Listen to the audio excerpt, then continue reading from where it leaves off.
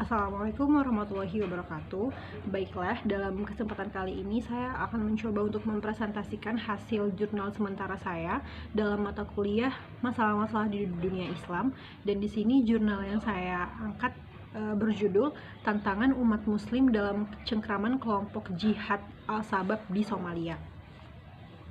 Al-Sabab itu merupakan sebuah kelompok jihad dan kelompok fundamentalis yang didirikan pada tahun 2006 dan berbasis di wilayah Somalia, Afrika Timur. Nah, Al-Sabab ini merupakan kelompok militan Islam yang muncul akibat anarkisme yang mencengkram Somalia setelah para panglima perang menggulingkan diktator negeri itu pada 1991. Kekuatan dan pengaruh yang cukup besar oleh kelompok militan Al-Sabab memberikan dampak buruk terhadap kehidupan warga di Somalia, yang mana sebagian besar ataupun mayoritas penduduk di Somalia itu beragama Islam atau Muslim. Nah, adapun rumusan masalah yang saya angkat dalam jurnal ini ialah bagaimana tantangan yang dihadapi oleh sebagian besar umat Muslim Somalia di bawah pengaruh dan tekanan kelompok jihad Al-Sabab di Somalia. Kemudian, dalam jurnal ini ada dua teori ataupun konsep yang saya gunakan. Yang pertama yaitu konsep transnasionalisme, dan yang kedua adalah teori revolusi struktural. Nah, yang pertama adalah transnasionalisme. Apa itu konsep transnasionalisme?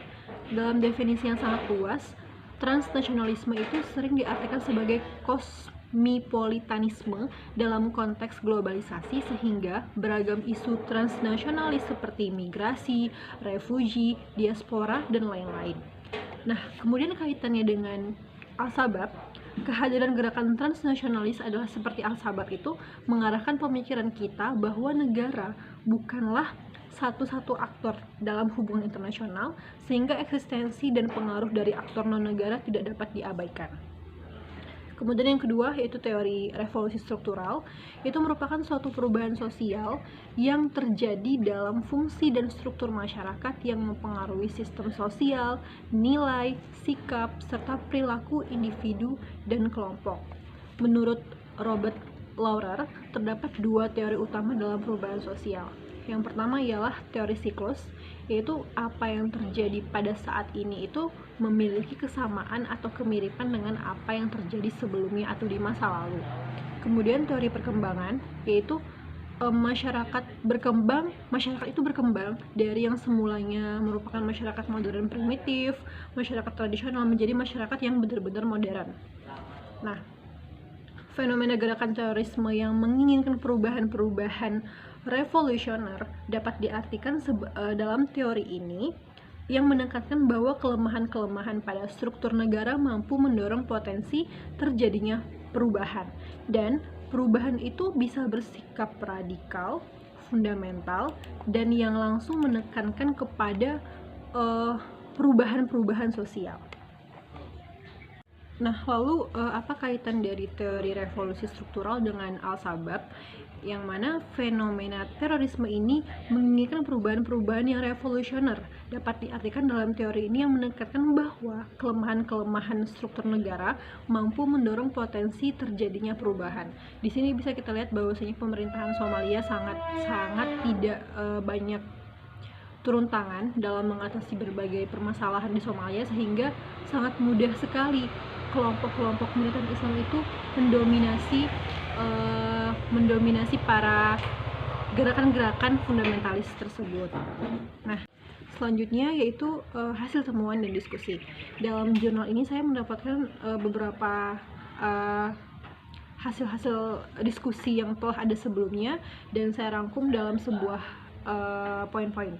Nah, di sini Al-Sabab itu merupakan suatu kelompok yang dibentuk oleh Al-Ittihad Al-Islami yang bermakna persatuan Islam untuk membentuk Greater Somalia dengan aturan-aturan fundamental Islam. Jadi tujuan utama Somalia di sini adalah benar-benar untuk mendirikan agama Islam dan menjatuhkan pemerintah sebelumnya. Kemudian gerakan ini memberlakukan interpretasi terhadap syariah-syariah seperti melarang hiburan, musik, film, seni-seni yang lainnya, sehingga kayak warga-warga di Somalia itu sangat tertekan karena tidak boleh ada kehidupan-kehidupan modern atau kehidupan-kehidupan yang lebih dari syariah-syariah Islam. Nah, kemudian juga semakin lama gerakan ini kerap kali melakukan serangan-serangan bom bunuh diri dan serangan mematikan yang menargetkan musuh-musuh Islam. Dan kelompok ini bahkan sudah merusak banyak properti masyarakat, juga mengambil hidup masyarakat di negara kawasan Afrika tersebut. Nah, faktanya Al-Shabaab ini merupakan salah satu dari afiliasi organisasi terorisme terbesar di dunia, yaitu Al-Qaeda. Jadi karena dia mempunyai pengaruh yang mempunyai hubungan kerjasama ataupun mempunyai hubungan dengan Al-Qaeda, sehingga sangat mudah sekali untuk melakukan beberapa serangan-serangan karena mereka dibantu dan didukung oleh kelompok tersebut. Kemudian dalam upayanya untuk menegakkan hukum agama yang fundamentalis, Al-Shabaab juga terkenal karena merajam orang berdosa sampai mati, dan masih banyak lagi beberapa aturan-aturan yang sangat ketat yang ia lakukan untuk mendirikan dan menjatuhkan para musuh Islam yang dianggap membahayakan bagi warga muslim di Somalia. Nah, ada pun beberapa organisasi yang membantu Somalia itu ialah Intergovernmental Authority on Drug and Desertification atau IGADD dan Uni Afrika yang melakukan sejumlah upaya untuk menghentikan Al-Shabaab. Terakhir, kesimpulan dari jurnal yang sudah saya paparkan tadi, Al-Shabaab merupakan sebuah kelompok pemberontak yang berupaya mendirikan negara Islam di Somalia. Kemudian kelompok ini merupakan kelompok yang kerap kali melakukan serangan mematikan di seluruh Afrika Timur dan menimbulkan ketegangan dan ketidaknyamanan warga Somalia yang mayoritas beragama Muslim. Awalnya Somalia mendapatkan dukungan dan juga support dari warga Somalia, namun karena lama-kelamaan mereka kerap kali melakukan berbagai tindakan yang membahayakan, akhirnya mereka sangat dibenci dan sangat dihindari saat ini. Kemudian juga kelompok ini mampu berdiri karena dia merupakan afiliasi dari Al-Qaeda. Baiklah, sekian penjelasan saya terkait jurnal yang berjudul Tantangan Umat Muslim dalam Cengkraman Kelompok Jihad Al-Shabaab di Somalia. Semoga dapat dipahami dan semoga bermanfaat. Terima kasih. Assalamualaikum warahmatullahi wabarakatuh.